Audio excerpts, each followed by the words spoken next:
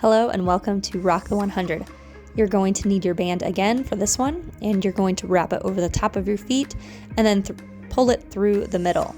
Now, for this move, you will need to get into a tabletop position. So you will be on your knees, and as you can see here, I actually adjust so that my hands, my grips, are turned over so my knuckles are actually on the ground. This helps me just because my wrists tend to hurt after a little bit, so I would recommend using it, kind of holding it as a fist for this move.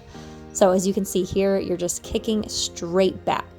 So I don't know if you can see it here, but my tailbone is slightly tucked and my core is engaged, my shoulders are away from my ears, and I'm just taking that leg straight back.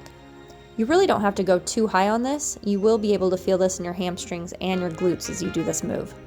Now once you get to 15 to 25, go ahead and switch and rock this one out.